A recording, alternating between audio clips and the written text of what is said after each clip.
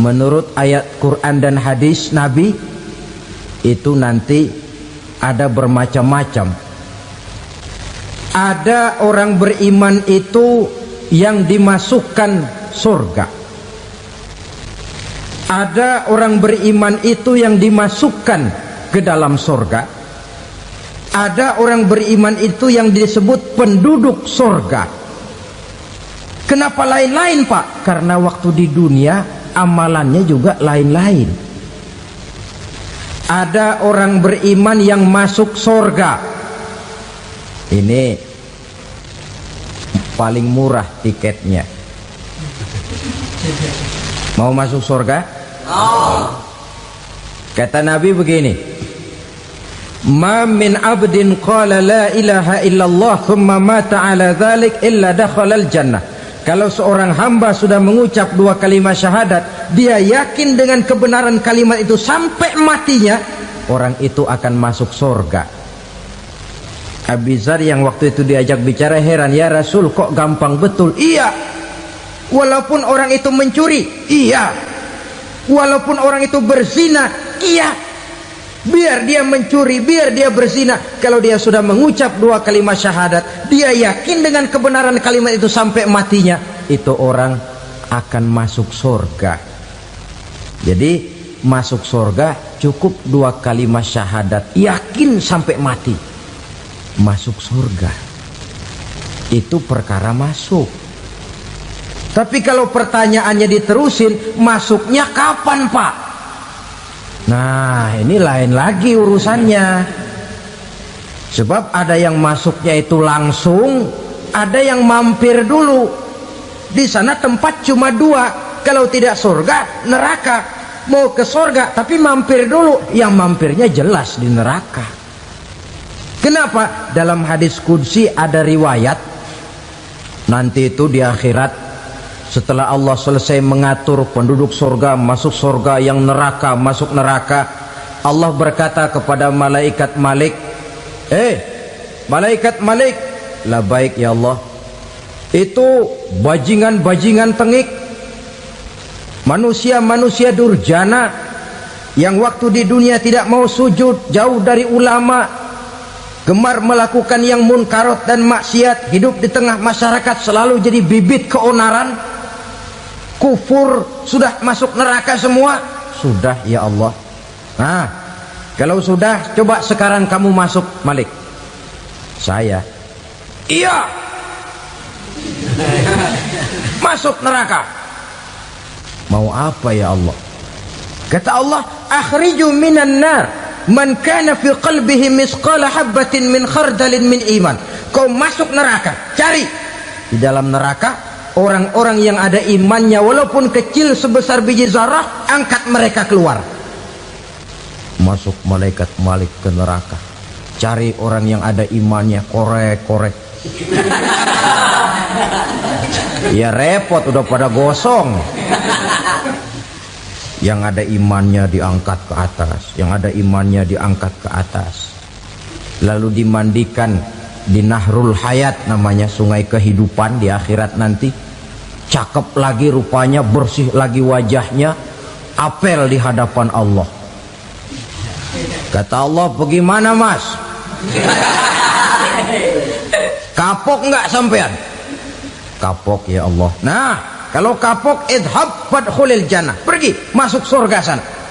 Berangkat mereka ke surga, ketemu sama teman-temannya yang udah sampai lebih dulu, yang nggak pakai mampir lagi. Terjadi dialog. Kata teman-temannya yang udah pada nyampe duluan, Mas, iya, emang baru sampai? Saya baru sampai. Memang mampir di mana dulu, Mas? Kita sudah lama sampai di surga. Saudara buka surah Al-Muddatsir ayat 34-35. Ma salakakum fis saqar? Kenapa kamu mampir di neraka Saqar? Qalu lam naku minal musallin. Mereka menjawab, kami mampir di neraka Saqar, Mas, gara-gara dulunya kami waktu di dunia ndak pernah sholat. Ndak pernah sholat? Ndak pernah. Kan rumahnya dekat masjid. Cuma dekat doang, Mas. Sholat mah enggak saya. Enggak pernah ngasih makan fakir miskin, enggak pernah hadir di majelis taklim, pendeknya enggak pernah melakukan kebajikan, maka saya pun mampir di neraka sakor. Untung betul saya punya iman mas sedikit. Waktu hidup di dunia dulu saya pernah mengucap 2 kalimat syahadat, sekali-kalinya waktu mau kawin. Masya Allah. Untung saja kawin, kalau nggak kawin polos.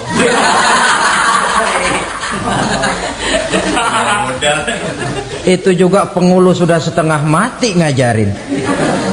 Asyhadu alla, asyaduaan, asyaduaan.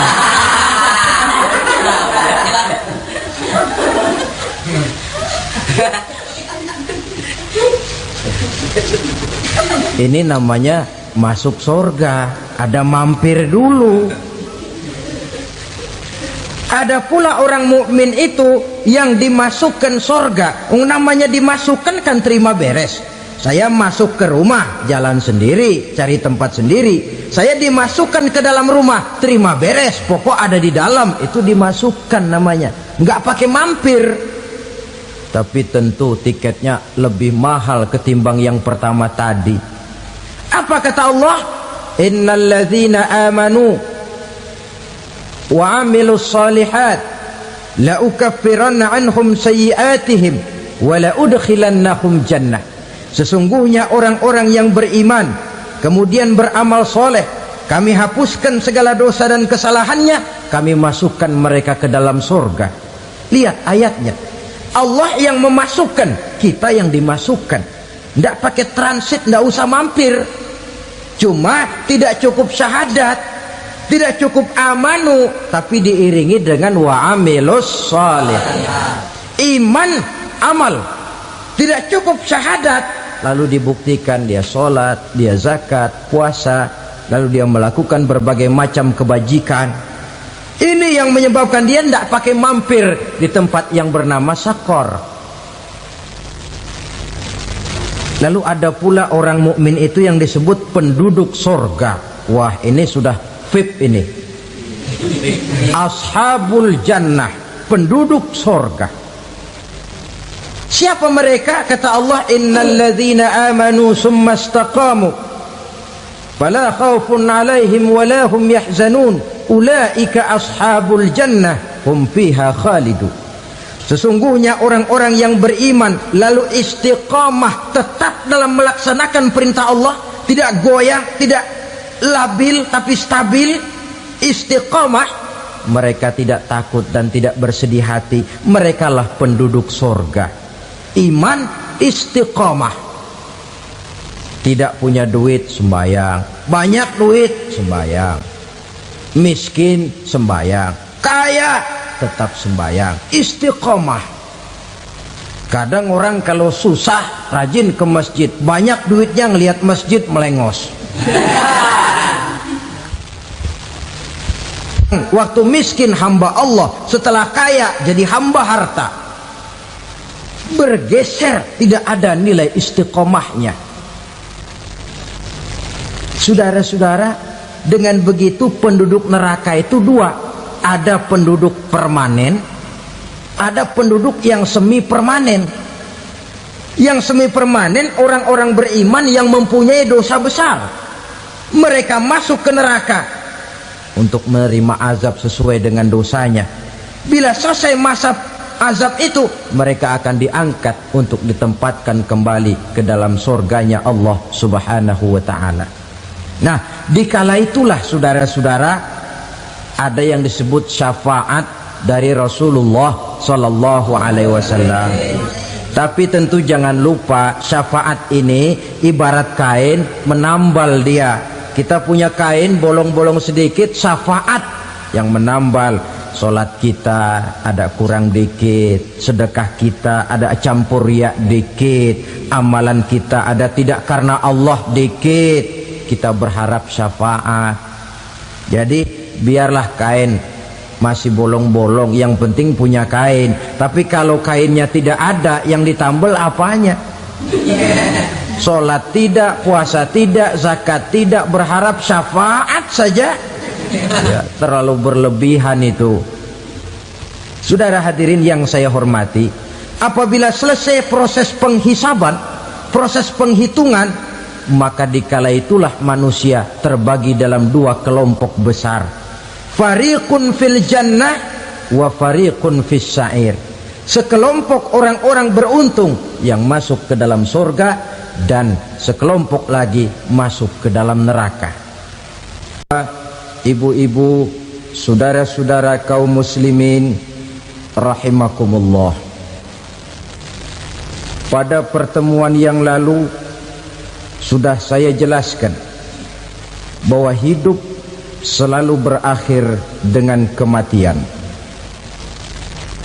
Apabila datang kematian menimpa seseorang, datanglah kiamat baginya. Itu yang disebut dengan kiamat kecil. Hakikatnya mati adalah perpindahan dari kehidupan di dunia ini menuju kehidupan di alam barzakh. Menunggu kita di alam barzakh sampai datangnya saat kiamat. Entah 10 tahun, entah 100 tahun, entah 1000 tahun, hanya Allah saja yang maha tahu. Adapun orang-orang beriman yang melakukan amal kebajikan dalam kehidupan di dunia ini, masa penantian yang lama di alam barzakh buat mereka sebentar saja. Tetapi bagi orang-orang kafir yang ingkar, yang tidak beriman kepada Allah, yang hidup di dunia cuma menumpuk-numpuk dosa, tentu penantian di alam barzakh akan merupakan waktu yang sangat lama. Bukankah dalam kehidupan kita waktu itu memang relatif?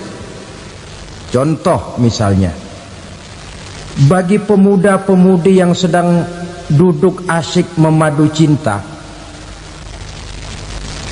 waktu 4-5 jam saja rasanya cuma 4-5 menit, tenggelam oleh keasikan. Tapi buat orang yang berbaring di rumah sakit, meratap di balik-balik apa itu tembok derita kata lagu,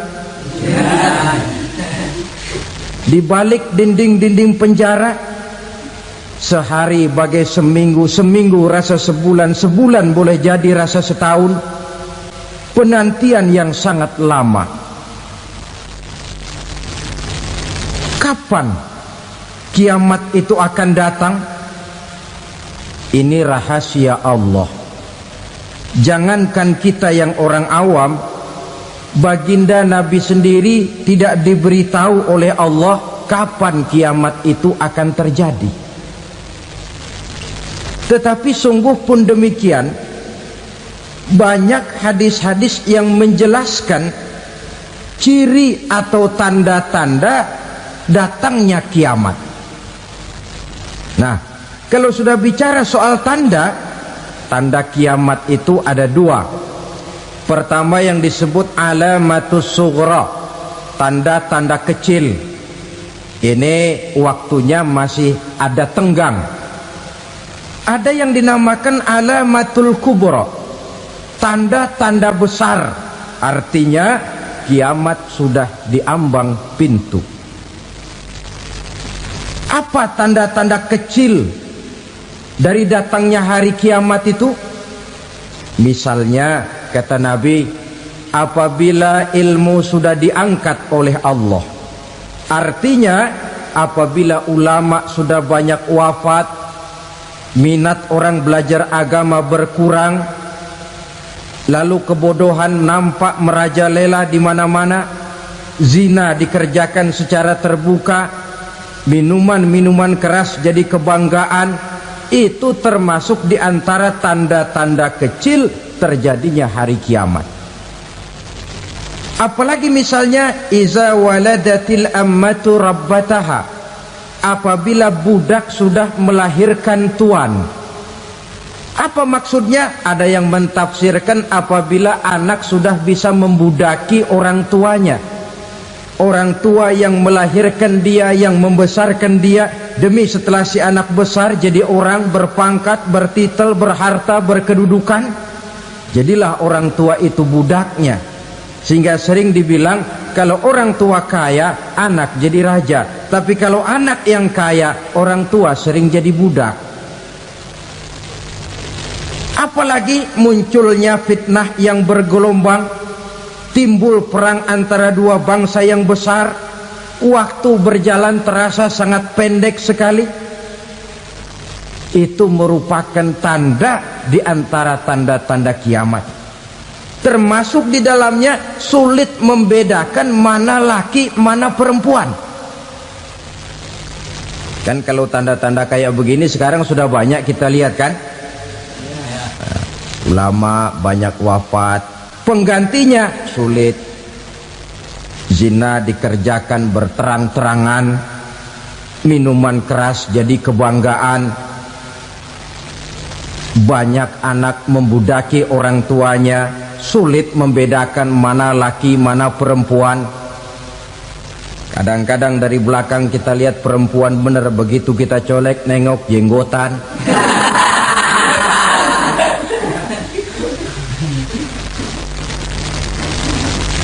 Ini termasuk tanda-tanda kecil, masih ada tenggang sampai akan terjadinya kiamat itu.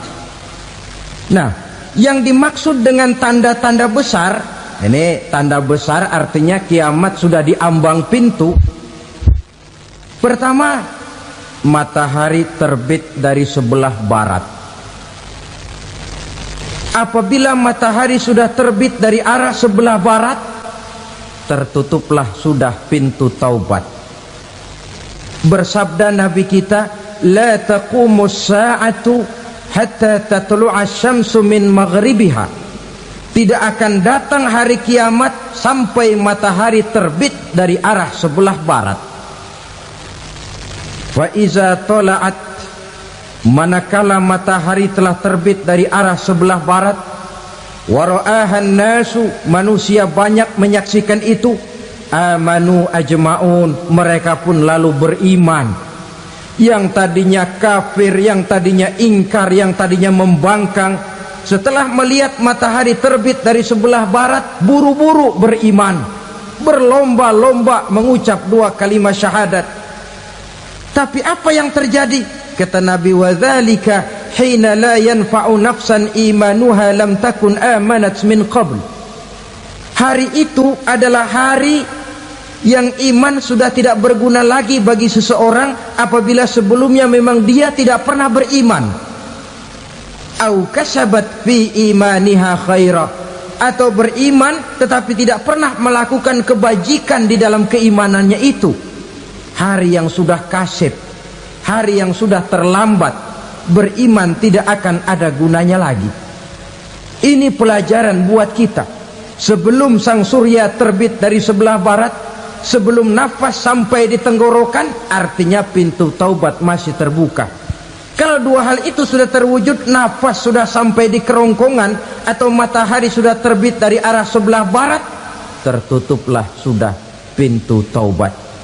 Tak ada lagi gunanya pangkat, jabatan, harta, bahkan beriman pun dalam suasana macam itu too late, kata orang Kulon. Sudah terlambat. Matahari terbit dari arah sebelah barat, itu tanda besar, artinya kiamat sudah di ambang pintu. Lalu apalagi tanda besar? Munculnya Dajjal. Dajjal artinya pendusta-pendusta yang menyesatkan manusia. Ada dua macam Dajjal, saudara. Ada Dajjal kecil, ini Dajjal kelas teri. Kalau ini sejak zaman Rasulullah sudah ada itu. Tiap zaman ada. Di zaman Rasulullah misalnya ada yang bernama Aswad al-Unsi dari Yaman. Ada yang namanya Musailamah al-Kazzab dari Yamamah. Ada yang namanya Ibnu Sayyad dari Madinah. Ini dajjal-dajjal di zaman Rasul. Musailamatul Kadzab memproklamirkan diri jadi nabi, dia di zaman Rasul masih hidup. Ini dajjal zaman Nabi. Di zaman sahabat muncul dajjal-dajjal. Di zaman kita sekarang ini dajjal-dajjal pun gentayangan. Dajjal-dajjal kelas teri. Kerjanya mendustakan manusia, menyesatkan manusia, memalingkan manusia dari jalan yang benar dan diridhoi oleh Allah Subhanahu wa taala. Adapun yang merupakan tanda besar dari datangnya kiamat, dajjal-dajjal kelas kakap, pembohong-pembohong besar yang menyesatkan masyarakat manusia berpaling dari jalan Allah mengikuti jalan mereka. Apa sih ciri dajjal itu? Kata Nabi dalam hadis Bukhari Muslim, innad dajjala, sesungguhnya yang namanya dajjal itu yakhruju, satu saat akan muncul mendekati hari kiamat. Wa inna ma'ahu ma'an, si dajjal ini membawa air. Wa naran, dan juga membawa api. Dua simbol. Di tangan yang satu dia bawa air, di tangan yang satu dia bawa api. Wa ammal ladzi yarahu an-nasu ma'an fanarun, adapun yang orang banyak lihat air, hakikatnya adalah api. Yang dilihat api, hakikatnya adalah air. Oleh sebab itu, kalau api yang ditawarkan, ambillah air. Kalau air yang ditawarkan, pilihlah api. Maksudnya apa ini? Ini bahasa simbol, saudara-saudara. Dajjal bicaranya seolah-olah untuk kepentingan manusia, menawarkan surga. Surga yang dia tawarkan hakikatnya neraka. Hai manusia, kalau kau mau bahagia, jangan dekat-dekat dengan agama. Sholat itu tidak efektif dan efisien, tidak produktif dari segi ekonomi itu. Menghadiri majelis taklim cuma buang-buang waktu. Tahajud, tasbih, tahlil, baca Quran, apa itu? Pekerjaan mubazir saja. Hidup ini cuma sekali, masa yang cuma sekali, manfaatkan dengan sebaik-baiknya. Mumpung, dibawanya sifat mumpung, tetapi dalam pengertian yang sangat negatif. Bicaranya seolah-olah untuk kepentingan manusia, tetapi sebenarnya menjerumuskan manusia. Menawarkan air, tapi sebenarnya api. Menawarkan api, tapi hakikatnya air. Buat apa kamu sholat? Buat apa kamu bayar zakat? Buat apa kamu puasa? Surga yang dicanangkan dajjal, hakikatnya neraka. Neraka yang digambarkan dajjal, pada dasarnya adalah surga. Jadi memutarbalikkan fakta itu kerjaan dajjal. Yang hak jadi batil, yang batil dibilang hak, yang benar jadi salah, yang salah malah jadi benar. Tuntunan disuruh jadi tontonan, tontonan malah menjadi tuntunan. Itu pekerjaan dajjal profesinya. Zamannya Nabi Adam, dajjalnya kan iblis. Betul? Betul. Apa sih gang kerayuan iblis itu?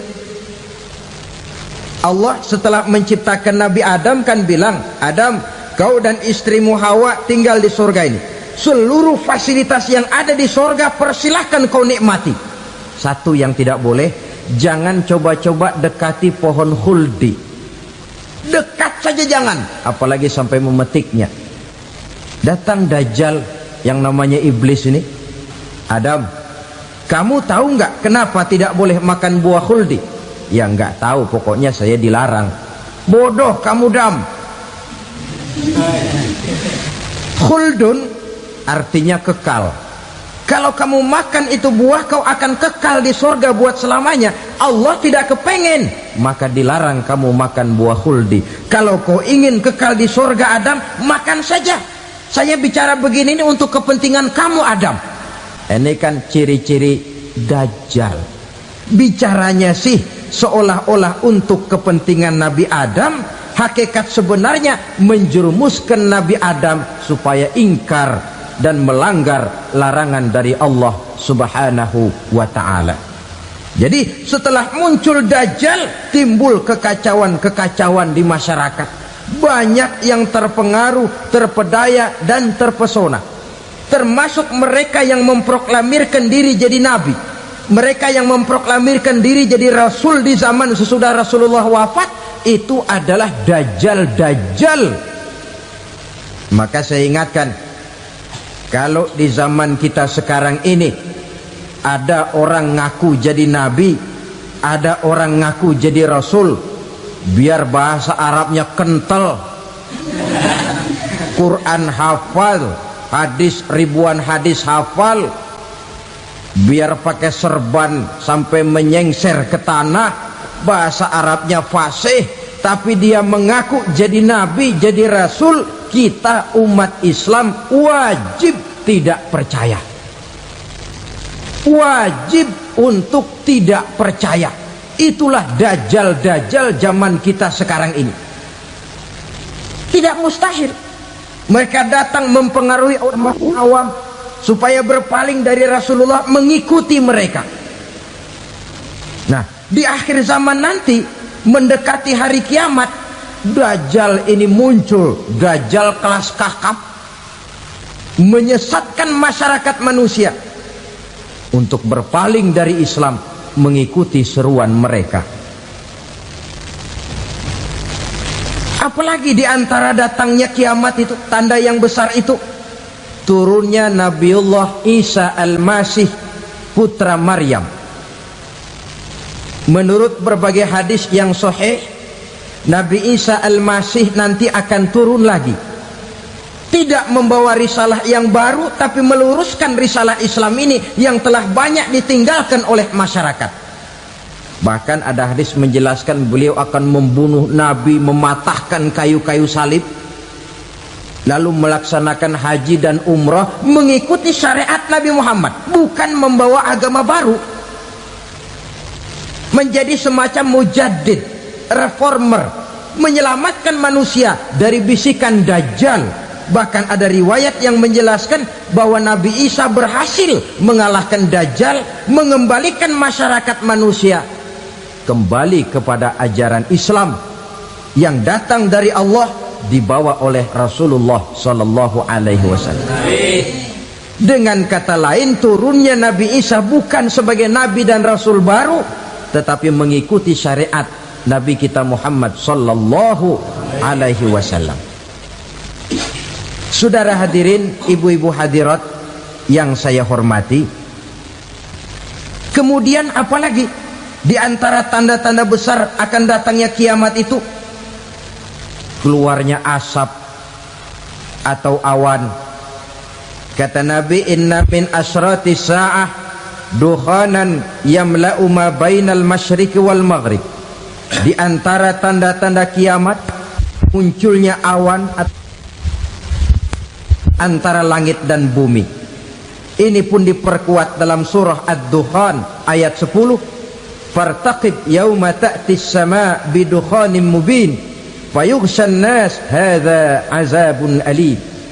Bagi orang-orang yang beriman, mereka biasa-biasa saja. Tapi bagi orang kufur, datangnya asap dan awan ini merupakan azab yang kelewat pedih. Barangkali sedikit mendekati gambaran tentang azab yang pedih ini, saya ingatkan alam pikiran kita kepada peristiwa yang belum lama terjadi. Pernah dengar berita bocornya reaktor nuklir di Chernobyl, Uni Soviet? Pernah dengar? Nah, bocornya reaktor nuklir di Chernobyl yang mengakibatkan ratusan, bahkan sangat mungkin ribuan nyawa. Cuma satu reaktor. Bagaimana kalau seluruh cadangan nuklir yang dimiliki oleh para negara adik kuasa ini diledakkan? Bahkan yang konon menurut catatan cadangan nuklir yang dimiliki bersama oleh Amerika dan Rusia sekarang ini sudah sanggup memusnahkan 6 miliar manusia, 1,5 kali lebih banyak dari jumlah manusia yang nongkrong di permukaan bumi ini. Saudara-saudara hadirin yang saya hormati, lalu saat mendekati hari kiamat, apalagi tandanya? Setelah Nabi Isa wafat, pada saat turunnya yang kedua kali, lalu Allah meniupkan angin sejuk. Semua orang-orang beriman, orang-orang baik wafat, sehingga penghuni bumi ini cuma tinggal lagi terdiri dari orang-orang kafir. Tidak ada lagi di bumi ini yang bisa mengucapkan Allah. Hingga dalam hadis qudsi itu ada keterangan, innallaha azza wa jalla yaqulu li Israfil. Allah pernah pesan kepada malaikat Israfil, kata Allah, Israfil, idza sami'ta qailan yaqul Allah Allah fa akhirin nafakh 40 sanatan ikraman liqailiha. Hai Israfil, apabila kau dengar di permukaan bumi masih banyak orang yang mengucapkan Allah Allah, maka tunda sangkakala kiamat itu 40 tahun. Untuk apa? Ikraman liqailiha, menghormati orang yang mengucapkan Allah Allah itu. Wah, jadi karena sekarang masih banyak yang mengucapkan Allah, besar hatilah kita, masih jauh kiamat itu. Tapi jangan lupa, kiamat pribadi, kiamat kecil itu yang nggak kita sangka-sangka. Ajal datang mencabut nyawa, itu kiamat pribadi, dan itu yang pasti kita hadapi, dan itu yang membuat kita tidak boleh bersikap main-main di dalam kehidupan sekarang ini. Saudara hadirin yang saya hormati, tidak ada lagi orang-orang muslim. Seluruh penduduk dunia ini kafir. Lalu terciptalah struktur sosial yang berlandaskan prinsip hidup semau gue. Bakal terjadilah prinsip di mana yang kaya menyantap yang miskin, yang kuat menindas yang lemah. Hidup sudah bagaikan di rimba belantara, berlaku hukum rimba, siapa yang kuat dia yang menang, siapa yang lemah menjadi mangsa. Timbul kekacauan, maksiat merajalela, munkarat menjadi-jadi, sehingga isi bumi ini penuh dengan segala macam perbuatan dosa. Tidak ada perlunya lagi alam diperpanjang temponya. Datang saat yang sudah dijanjikan oleh Allah Azza wa Jalla, maka terjadilah yang disebut kiamat kubra, kiamat besar, kiamat ancur-ancuran. Bagaimana kejadian ini dimulai? Dalam surah Az-Zumar ayat 68, Allah Subhanahu wa taala berfirman, wa nufikha fis suri fasa'iqa man fis samawati wa man fil ardi illa man sya'allahu.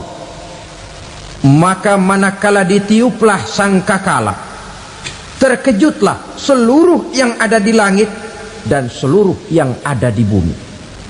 Bila saat kiamat datang, Allah perintah malaikat Israfil, Israfil, tiup sangkakalamu. Ditiuplah sangkakala oleh malaikat Israfil. Yang akibat daripada tiupan itu, seluruh yang ada di langit, seluruh yang ada di permukaan bumi terkejut.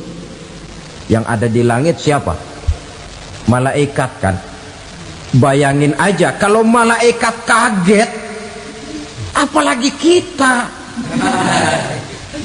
Terkejut seluruh makhluk yang ada di bumi, yang ada di langit mendengar suara sangkakala itu. Bunyinya tidak sanggup kita bayangkan dahsyatnya. Ledakan nuklir, ledakan neutron belum apa-apa ketimbang bunyi sangkakala malaikat Israfil ini. Nah, lalu mendengar bunyi sangkakala ini, gemparlah makhluk, kacaulah alam. Bumi gempa, planet-planet bertabrakan, gunung meletus, air laut tumpah ke darat, angin topan bertiup, halilintar menyambar. Lalu semua yang bernama hidup mati total. Mati bareng tanpa persiapan. La haula wala quwata illa billah. Saya kadang-kadang dalam tafakur bermohon, ya Allah, mudah-mudahan saya nggak nemuin kiamat beneran. Ngeri. Tidak bisa kita bayangkan macam apa suasana seperti itu. Allah saja banyak memberikan gambaran, misalnya Al-Qari'ah, wa mal qari'ah, wa ma adraka mal qari'ah. Kejadian yang menggemparkan. Tahukah kamu apa kejadian yang menggemparkan itu? Yauma yakunun nasu kal farasil mabsus wa takunul jibalu kal ihnil manfus. Pada saat itu manusia berterbangan bagai kupu-kupu, gunung berterbangan seperti kapas ditiup angin. Gunung saja macam kapas, konon lagi manusia. Kematian total, mulai semut sampai gajah mati, jin mati, iblis mati, malaikat mati. Oh, malaikat saja mati. Saudara hadirin yang saya hormati, kematian total yang tanpa persiapan. Orang bilang, Pak, kalau mati bareng begitu yang repot malaikat maut dong ya. Cabut sana, cabut sini. Itu kalau menurut logika kita, mestinya begitu menurut logika. Tapi logika juga yang nggak perlu serepot itu. Sebab untuk mematikan listrik di wilayah DKI, di wilayah Jakarta, nggak perlu tiap rumah didatengin, matiin, ya lama. Cukup dari kantor pusatnya saja PLN, tekan satu tombol, gelaplah seluruh Jakarta. Saudara hadirin yang saya hormati, kematian total. Lalu setelah kematian total, planet-planet juga mati, dalam arti tidak bergerak dan beredar. Angin mati, dalam arti tidak bertiup. Air mati, dalam arti tidak ada riak gelombang. Pokoknya semua mati. Kullu nafsin za'iqatul maut, semua yang bernafas mati. Dalam ayat lain, kullu man 'alaiha fan, semua yang ada di permukaan bumi fana. Yang kekal cuma Allah Subhanahu wa ta'ala. Yang paling belakang mati malaikat maut dan malaikat Israfil. Tapi mati juga sesuai dengan janji Allah. 40 lamanya. Tidak dijelaskan oleh Abi Hurairah 40 jam, apa 40 hari, apa 40 tahun. Hadis-hadis cuma menyebutkan 40 saja. Sunyi alam, yang tinggal cuma Allah saja lagi. Ketika itu Allah berseru-seru, katanya, limanil mulkul yauma, siapa para penguasa hari ini? Mana itu raja-raja dan penguasa yang dulu mengaku jadi Tuhan? Fir'aun, mana Fir'aun sekarang? Yang dulu jadi raja, merasa berhasil, sombong, lalu tidak mau turun-turun dari kekuasaannya, sampai kepada puncak kekurang ajarannya mengangkat diri jadi Tuhan. Mana itu Fir'aun? Namrus, mana sekarang Namrus? La ilaha illa ana, ternyata tidak ada Tuhan lain selain daripada aku, kata Allah. Proses kemudian, saudara-saudara, turunlah hujan dari langit. 40 lamanya hujan itu. Tidak jelas juga 40 jam apa 40 hari. Setelah air turun membasahi, datanglah tiupan sangkakala yang kedua. Semua yang bernama mati bangkit dari kuburnya masing-masing. Ini yang disebut Yaumul Ba'thi, hari kebangkitan. Allahu Akbar. Pada saat kita bangkit dari kubur kita masing-masing, kumpul di padang mahsyar namanya. Bayangin aja, saya sendiri nggak sanggup bayangin. Manusia sejak zaman Adam sampai zaman kiamat kumpul bareng di tempat sama. Berapa banyaknya itu?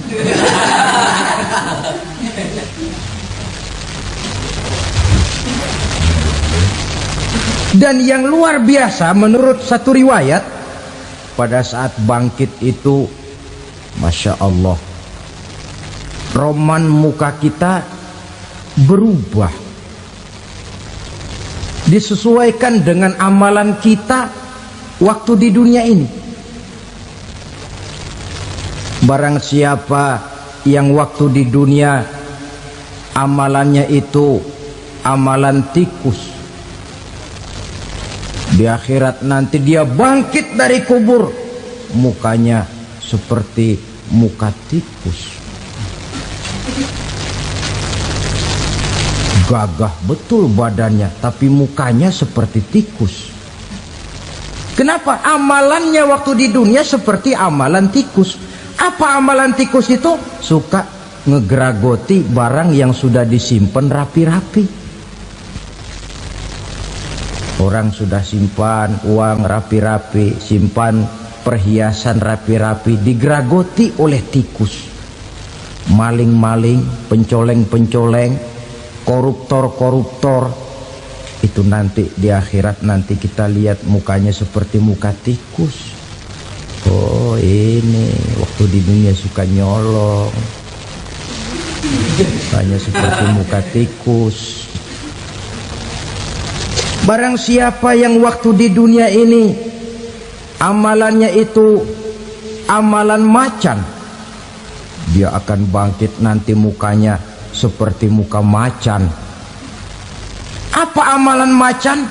Macan itu amalannya menang-menangan. Orang yang mau menang saja nggak mau mengalah. Coba lihat di hutan, kenal hutan nggak? Di hutan, raja hutan di mana-mana pasti macan, betul kan? Betul. Padahal hutan belum pernah bikin pemilihan umum. Tapi macan tidak peduli ada pemilihan umum apa tidak, pokok saya raja. Sebab apa? Macan jadi raja itu bukan karena benar, tapi karena kuat jadi raja. Setelah dia jadi raja, rakyat hutan yang mesti dilindungi malah dimakan oleh raja macan. Kambing rakyat hutan dimakan oleh macan. Ayam rakyat hutan dimakan oleh macan. Itu nanti kita lihat di akhirat itu mukanya seperti muka macan, gagah betul. Lalu barang siapa yang di dunia ini amalannya itu seperti amalan anjing, nanti dia punya muka seperti muka anjing. Apa amalan anjing? Pertama, anjing itu kalau disuruh jaga rumah, dia tidak bisa membedakan mana maling, mana tamu. Biar yang datang maling, kalau bawa tulang, anjing kalem. Yang kedua, anjing itu akan setia kepada siapa saja yang memberinya roti. Siapa yang memberinya roti, itulah majikannya. Apa kata majikannya pasti dia laksanakan. Soal benar atau salah dia tidak peduli. Setelah anjing dapat roti, dia tidak punya pilihan lain kecuali bilang, abdi mah kumaha juragan wae ayeuna mah.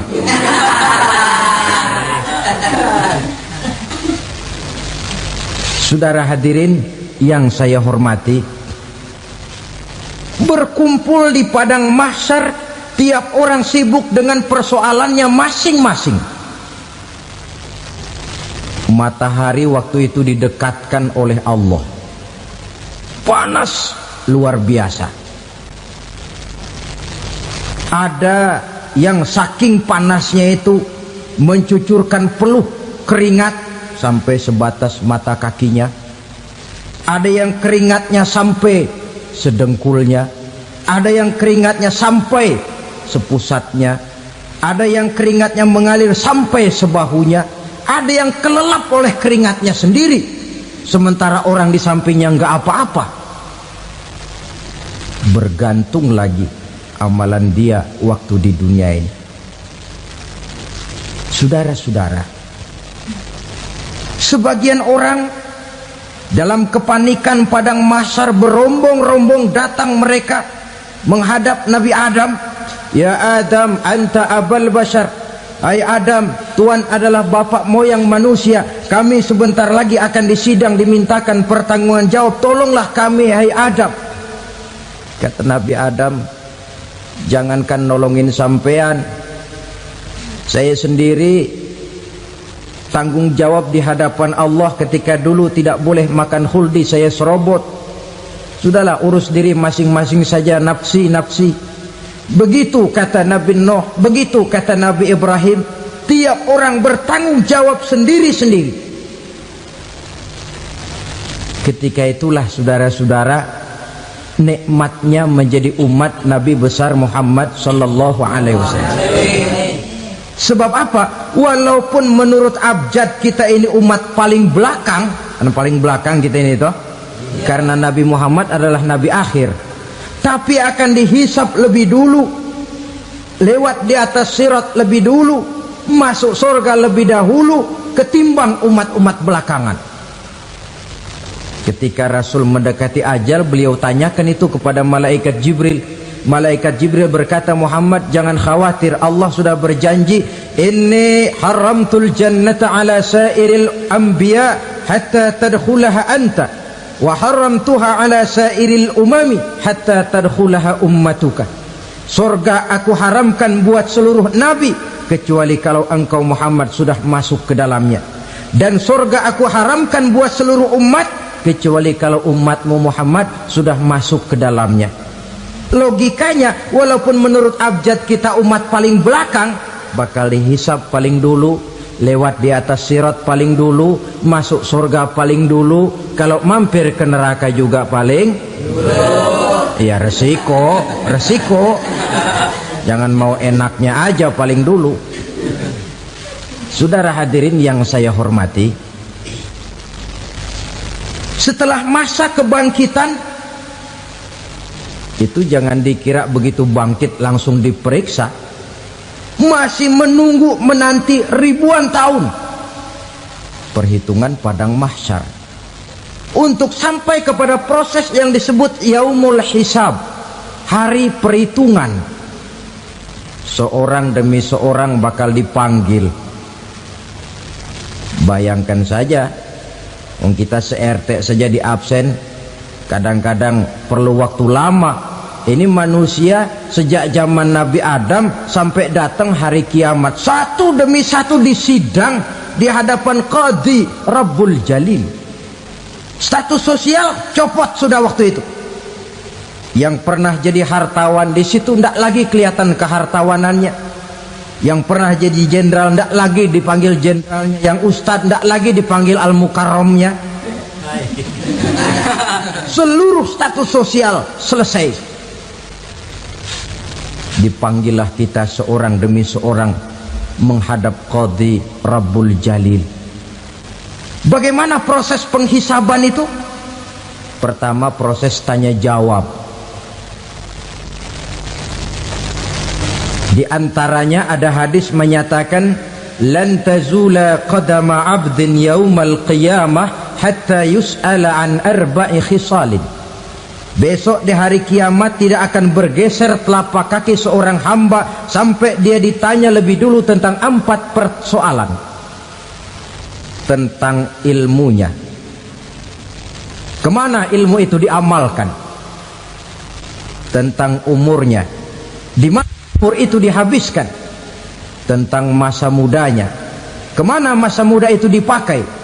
tentang hartanya, dari mana harta itu didapat dan kemana harta itu dibelanjakan. Ini termasuk proses tanya jawab.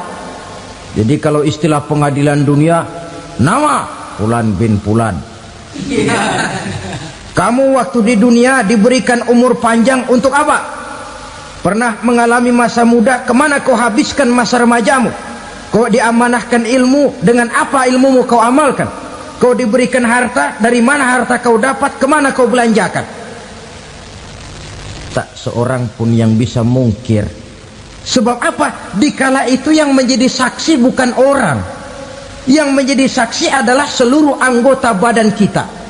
Tangan bicara, kaki jadi saksi terhadap seluruh amalan yang pernah kita kerjakan pada saat kehidupan di alam dunia ini. Selesai proses tanya jawab, lalu diperlihatkan buku catatan kita waktu hidup di dunia ini. Jangan lupa Allah itu menyiapkan 2 superkomputer kepada kita, sebelah ditempelin sebelah kanan, yang sebelah tempelin di sebelah kiri. Komputer itu namanya Raqib dan Atid, 2 malaikat yang apabila baik kita lakukan, refleks saja akan menulis kebajikan kita. Jahat kita kerjakan, akan tertulis. Catatan itu nanti diperlihatkan kepada kita. Waduh, alangkah malunya pada saat diperlihatkan catatan kita, buku rapot kita merah melulu. Barangkali diperiksa sambil diomelin, brengsek lo. Buku merah melulu begini, bagaimana waktu hidup di dunia? Tidak cukup diperlihatkan buku catatan kehidupan, rekaman kehidupan. Rekaman kehidupan kita secara utuh sejak terlahir sampai ajal datang merenggut nyawa. Barangkali mirip dengan video sekarang ini, di mana terekam dengan baik seluruh kegiatan kita, sejak yang sekecil-kecilnya sampai kepada yang sebesar-besarnya. Untuk kemudian kita pun menerima balasan. In khairan fa khairun wa in syarran fa syarrun. Kalau baik ya baik balasannya, kalau jahat ya jahat juga balasannya. Catatan-catatan kita diberikan. Kalau banyak kebajikannya diberikan di tangan kanan dengan cara yang halus. Kalau banyak kejahatannya diberikan dari sebelah kiri atau dilempar dari belakang. Itulah sebabnya sejak di dunia ini kita sudah mohon kepada Allah. Ketika berwudu membasuh tangan kanan, apa kita bilang? Allahumma a'tini kitabi biyamini wa hasibni hisaban yasira. Ya Allah, berikan saya kitab di tangan kanan, dan kalau saya memang perlu dihisap, hisaplah saya yang seringan-ringannya. Tangan kiri berlindung kita kepada Allah, jangan sampai diberikan kitab di tangan kiri atau dari arah sebelah belakang. Wa a'udzubika an tu'tiya kitabi bishimali aw min wara'i zuhri, dari arah sebelah belakang. Na'udzubillah min dzalik. Setelah selesai lewat proses penghisaban, lewat mizan, timbangan, maka yang sudah selesai dihisab itu bergeraklah menuju sirat, jembatan yang terbentang menuju surga melalui neraka. Saudara-saudara, panjangnya perjalanan sirat itu memakan waktu ratusan tahun. Tetapi orang yang lewat di atas sirat pun macam-macam, bergantung amalannya ketika di dunia ini. Ada yang lewat di atas sirat itu kal barkil khatib, seperti kilat yang menyambar, lep, sudah sampai dia di surga. Cepat bukan main. Ada yang lewat di atas sirat itu seperti orang lari-lari. Ada yang lewat di atas sirat itu seperti orang jalan biasa. Ada yang sambil merangkak, ada yang sambil ngesor, ada yang sambil gelayutan, ada yang selamat sampai ke ujung ke surga, ada yang tergelincir jatuh masuk ke dalam neraka, bergantung amalannya dalam kehidupan di dunia sekarang ini. Tiap kita akan melewati yang namanya sirat ini. Saudara-saudara kaum muslimin yang saya hormati, dengan demikian mereka yang selamat melalui sirat sampai ke terminal akhir surga, mereka yang ketika dihisab ternyata banyak kejahatannya daripada kebaikannya, mereka singgah di dalam neraka. Nah, adapun orang-orang yang beriman menurut ayat Quran dan hadis Nabi itu nanti ada bermacam-macam. Ada orang beriman itu yang dimasukkan surga. Ada orang beriman itu yang dimasukkan ke dalam surga. Ada orang beriman itu yang disebut penduduk surga. Kenapa lain-lain, Pak? Karena waktu di dunia amalannya juga lain-lain. Ada orang beriman yang masuk surga. Ini paling murah tiketnya. Mau masuk surga? Kata Nabi begini, ma min abdin qala la ilaha illallah thumma mata ala dhalik illa dakhalal jannah.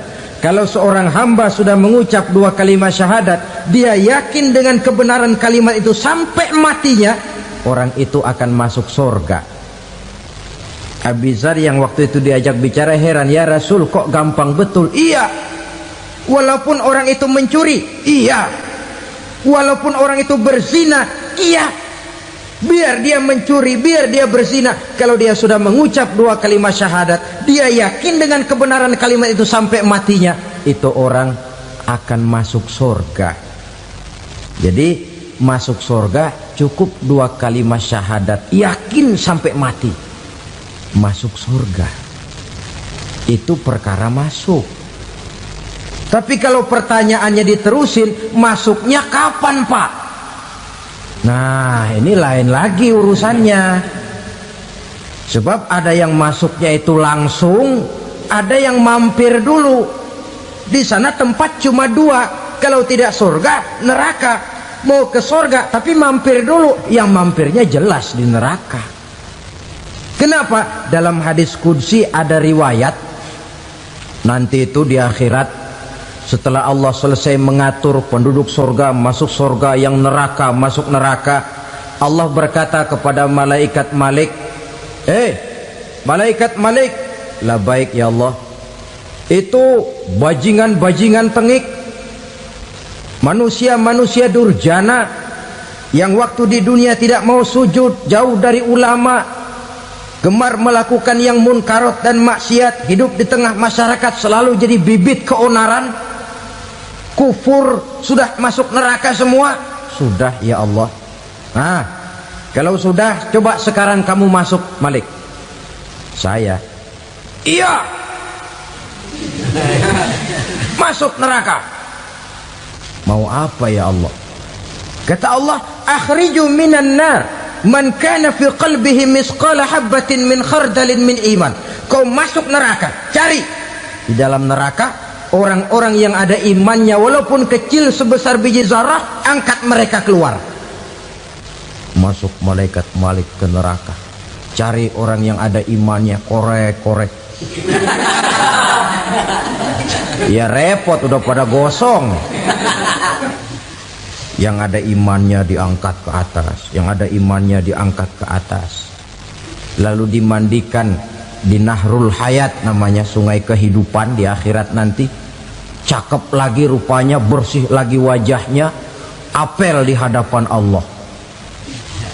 Kata Allah, bagaimana mas? Kapok nggak sampean? Kapok ya Allah. Nah, kalau kapok, idhab fadkhulil jannah, pergi masuk surga sana. Berangkat mereka ke surga. ketemu sama teman-temannya yang udah sampai lebih dulu, yang nggak pakai mampir lagi. Terjadi dialog. Kata teman-temannya yang udah pada nyampe duluan, "Mas, iya, emang baru sampai?" Saya baru sampai." "Memang mampir di mana dulu, Mas? Kita sudah lama sampai di surga." Saudara buka surah Al-Muddatsir ayat 34-35. "Ma salakakum fis saqar?" Kenapa kamu mampir di neraka Saqar? Qalu lam naku minal musallin. Mereka menjawab, kami mampir di neraka Saqar, Mas, gara-gara dulunya kami waktu di dunia tidak pernah sholat.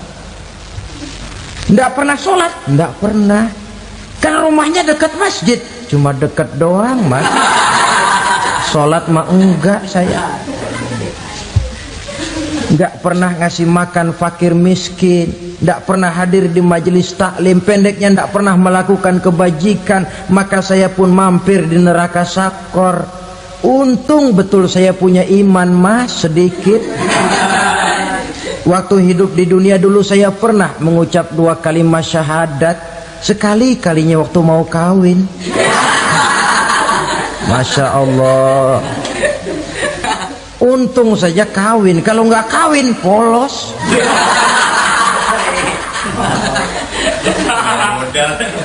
Itu juga pengulu sudah setengah mati ngajarin. Asyhadu alla, asyaduaan, asyaduaan.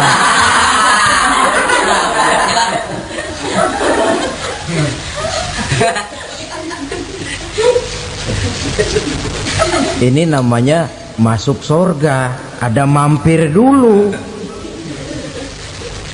Ada pula orang mukmin itu yang dimasukkan surga. Namanya dimasukkan kan terima beres. Saya masuk ke rumah, jalan sendiri, cari tempat sendiri. Saya dimasukkan ke dalam rumah, terima beres, pokok ada di dalam, itu dimasukkan namanya. Nggak pakai mampir.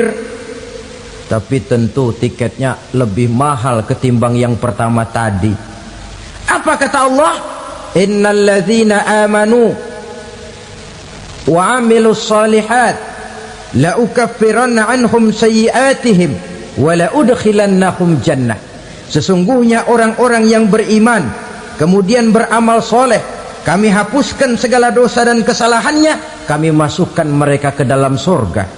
Lihat ayatnya, Allah yang memasukkan, kita yang dimasukkan. Tidak pakai transit, tidak usah mampir. Cuma tidak cukup syahadat, tidak cukup amanu, tapi diiringi dengan wa'amilus salih. Iman, amal. Tidak cukup syahadat, lalu dibuktikan dia sholat, dia zakat, puasa, lalu dia melakukan berbagai macam kebajikan. Ini yang menyebabkan dia tidak pakai mampir di tempat yang bernama Saqar. Lalu ada pula orang mukmin itu yang disebut penduduk surga. Wah, ini sudah VIP ini. Ashabul jannah, penduduk surga.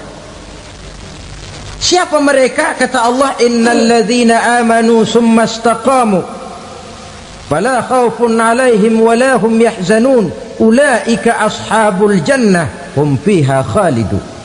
Sesungguhnya orang-orang yang beriman lalu istiqamah, tetap dalam melaksanakan perintah Allah, tidak goyah, tidak labil tapi stabil, istiqamah, mereka tidak takut dan tidak bersedih hati. Merekalah penduduk surga. Iman, istiqamah. Tidak punya duit, sembayang. Banyak duit, sembayang. Miskin, sembayang. Kaya, tetap sembayang. Istiqamah. Kadang orang kalau susah rajin ke masjid, banyak duitnya ngelihat masjid melengos. Waktu miskin hamba Allah, setelah kaya jadi hamba harta. Bergeser, tidak ada nilai istiqomahnya. Saudara-saudara, dengan begitu penduduk neraka itu dua. Ada penduduk permanen, ada penduduk yang semi permanen. Yang semi permanen orang-orang beriman yang mempunyai dosa besar. Mereka masuk ke neraka untuk menerima azab sesuai dengan dosanya. Bila selesai masa azab itu, mereka akan diangkat untuk ditempatkan kembali ke dalam surganya Allah Subhanahu wa ta'ala. Nah, dikala itulah saudara-saudara, ada yang disebut syafaat dari Rasulullah Sallallahu Alaihi Wasallam. Tapi tentu jangan lupa, syafaat ini ibarat kain menambal dia. Kita punya kain bolong-bolong sedikit, syafaat yang menambal. Solat kita ada kurang dikit, sedekah kita ada campur riak dikit, amalan kita ada tidak karena Allah dikit, kita berharap syafaat. Jadi biarlah kain masih bolong-bolong, yang penting punya kain. Tapi kalau kainnya tidak ada, yang ditambal apanya? Sholat tidak, puasa tidak, zakat tidak, berharap syafaat saja, ya, terlalu berlebihan itu. Saudara hadirin yang saya hormati, apabila selesai proses penghisaban, proses penghitungan, maka dikala itulah manusia terbagi dalam dua kelompok besar. Fariqun fil jannah wa fariqun fis sa'ir. Sekelompok orang-orang beruntung yang masuk ke dalam surga, dan sekelompok lagi masuk ke dalam neraka.